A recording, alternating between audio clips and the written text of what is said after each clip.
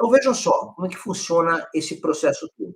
Quando eu vou lidar com o doente chega para mim, é importante eu caracterizar uma coisa ou outra. Então, se eu tenho um quadro de erisipela, que é uma infecção de partes moles, que acomete frequentemente membros inferiores, perna, por exemplo, unilateral, eu vou pensar em agentes relacionados mais a cocos gram-positivo. Dos cocos gram-positivo, o mais importante são os streptococcus, principalmente do grupo A.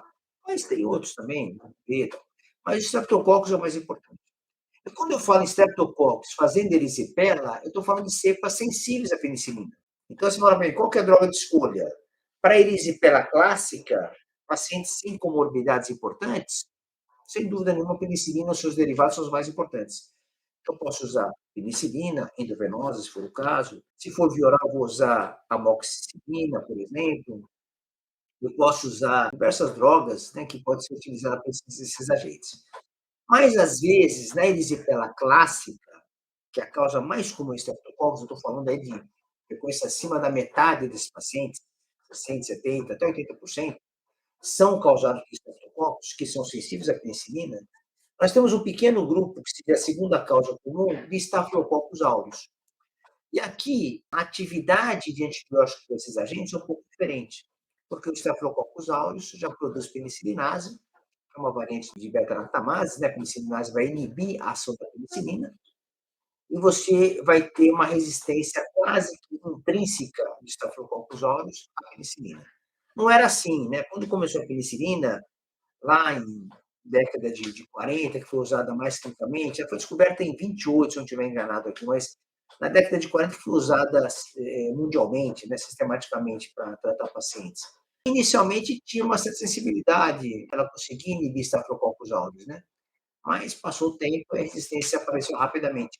Então acabou inibindo a atividade. Hoje a gente, os Staphylococcus aureus quase que sistematicamente são resistentes à penicilina. Então você é obrigado a usar drogas que têm atividade anti-estafilocócica. E quando eu falo em drogas que têm atividade anti-estafilocócica, eu tenho dois grupos que são muito importantes que eu preciso falar para vocês. Primeiro, é uma penicilina anti-estafilocócica, que é a oxacilina. E segundo, são as cefalosporinas de primeira geração. Essas drogas, eu diria para você, que é a sua primeira linha de tratamento para esses doentes. Tá bom? Então, se eu tenho suspeita de ter Staphylococcus aureus, eu vou tratar com oxacilina, porque é endovenosa, ou vou usar a cefalosporina de primeira geração, as duas mais comuns em nosso meio, é a cefalotina e a cefazolina. São as mais comuns. Bom, aqui tem um detalhe importante. Você fala para mim, mas professor, e agora? Você fala para mim que é Streptococcus, que é Staphylococcus. Se eu vou colher cultura, a positividade é baixa para burro, então eu vou ter chance baixa de isolar. Como é que eu vou diferenciar uma coisa da outra? Então, aqui nós temos alguns pontos importantes. Você tem que analisar o seu paciente, se ele tem gravidade ou não tem gravidade.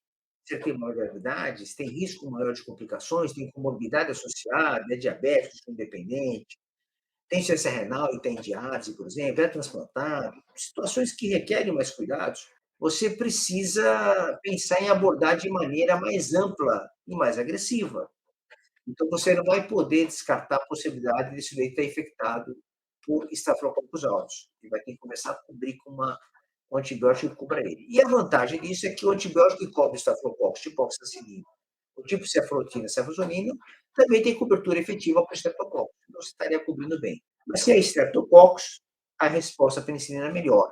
Tá certo? Então, essa é a estratégia importante. Clinicamente, se eu não tiver uma situação de gravidade, não tem que estar inteiro, não tem comorbidade importante, estou fazendo erisipela que não tem muita gravidade, está bem delimitado, se a geral está bom, aí você vai avaliar a erisipela, o aspecto morfológico dela.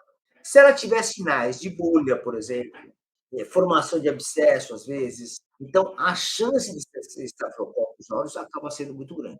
Se é uma erisipela clássica, sem nenhuma tumefação importante, uma bolha, uma vesiculação, uma erupção da região tegumentar, e tem a borda bem delimitada, bem definida, você vai acreditar que seja mais por Streptococcus. E muitas vezes você pode tratar mesmo com penicilina, ou derivados da penicilina, endovenosa ou oral, para tratar esse doente primariamente. Se ele não tiver uma resposta terapêutica boa em 24 48, 72 horas, você pode pensar em trocar e expandir a cobertura para Staphylococcus aureus.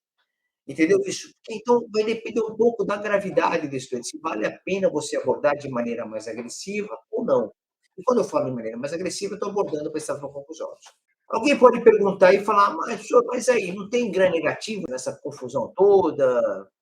Os bacilos gram-negativos, né, as enterobacteriáceas, ou até as bactérias não fermentadoras, tipo Pseudomonas, aeruginosa, não estão envolvidas nesse processo. Veja só, pessoal, nas situações clínicas bem definidas, sem comorbidade, e a lesão muito clássica, e o paciente vem de comunidade, não tem um cofator importante, nem internação prévia, antibiótico prévia, você não tem que pensar dessa maneira. Tem que pensar que o gram negativo está envolvido nesse processo, não funciona assim. Se é um doente que vem de outras internações, já estava no hospital, ficou em UTI, está em home care, usou antibiótico, aí você começa a pensar, começa a existir uma possibilidade de ter uma superinfecção, entre aspas, aí, uma infecção de colonização de cepas gram-negativas, por exemplo, tipo Escherichia coli, tipo Enterobacter, tipo Klebsiella, e assim por diante, tá bom? Com pseudomonas aeruginosa às vezes. Então, realmente, são situações mais específicas para discutir. Então, erisipela é isso.